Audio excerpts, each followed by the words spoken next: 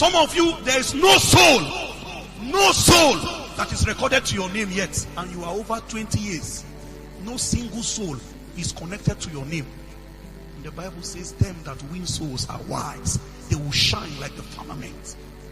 No soul. The elders that taught us this gospel, their emphasis, every Christian is trying to have inheritance in eternity. The gospel that currently impregnates our mind is a gospel of living well on earth here first. And so they remove the emphasis from eternity. And then they say, we know that we already make it. I don't know anything that is more far from the truth. The Bible says, he that thinketh that he stands should take heed lest he fall. Our generation lied and say, we already know that we made it. They say it's a rema. That God is not a bad investor. How can God sow Jesus and then you now still go to hell? And gullible people are saying it's true. And the man with beer is sipping beer, getting up from beer to the bed of fornication, and he is still believing that his eternal destination has been guaranteed. Once saved, forever saved, and they are happy. Some of us even carry those doctrines and we believe it. You sin as you like, and your first prayer point is, Lord, thank you for your grace. If not for your grace, where will I be? Kai, Lord, thank you for Jesus. Father, thank you for the Son. And then you think that you are a master of spiritual things. At the end of the day, it will be one of your excursions into Egypt. You will enter Egypt and you will not come back. Many of these things that we do and the mercy of God cover, the same thing you will do one day and there will be no more mercy. Because from the throne eternal, a voice will be uttered. You have been weighed and found wanting.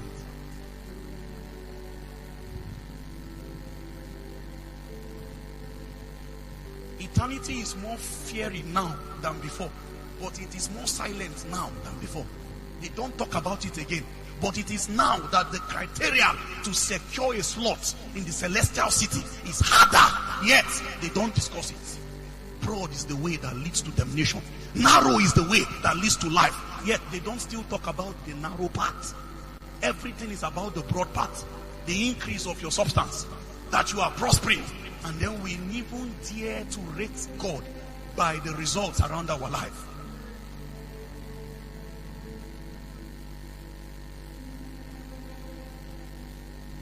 Brother, hear my voice, and I pray it echoes in your soul till the end of your days.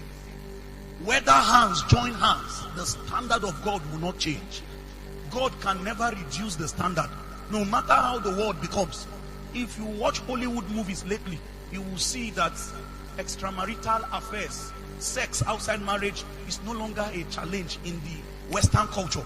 So they call sex dating. Two people just met themselves, they are not married, yet in the movies they just show you that they are already knowing themselves, and you are watching it. And our generation is being civilized by antichrist systems. Now you are outdated if you say you want to keep yourself until marriage, the bed undefined. They will mock you until the pressure will cave.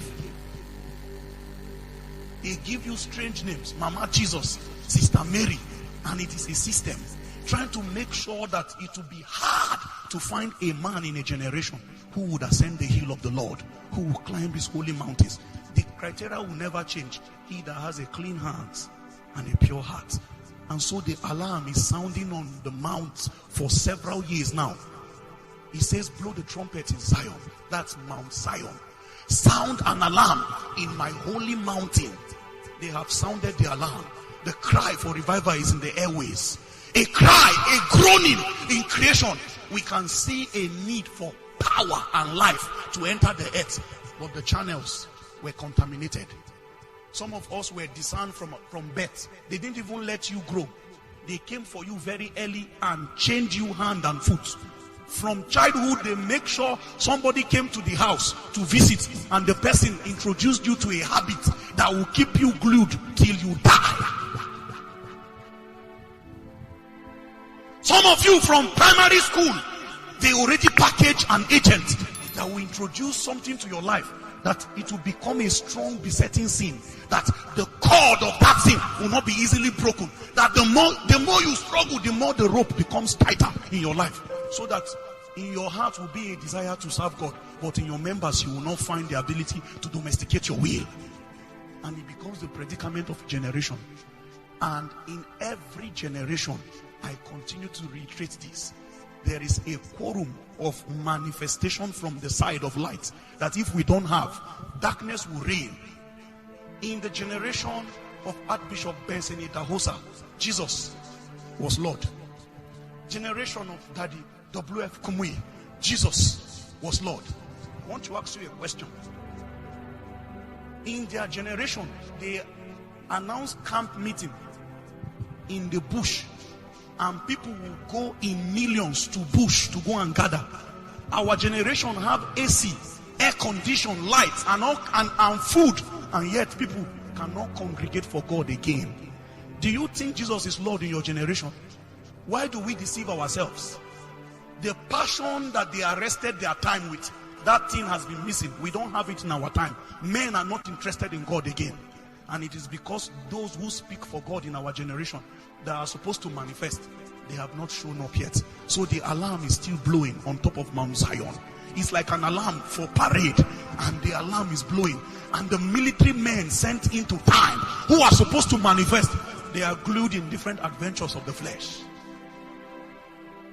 The prophet over Benin States is probably one drunkard somewhere now, sipping from one bottle of Gouda, and it's only at the middle of the night something will just cross his heart and say, but you are better than this. I told you at the end of your day, your judgment will be meted out in the light of your capacity, not what you did. So you can even win 5,000 souls. If your own inheritance was to win a nation for Jesus, your 5,000 will be swallowed up in the light of your capacity. So our works will be tested by fire.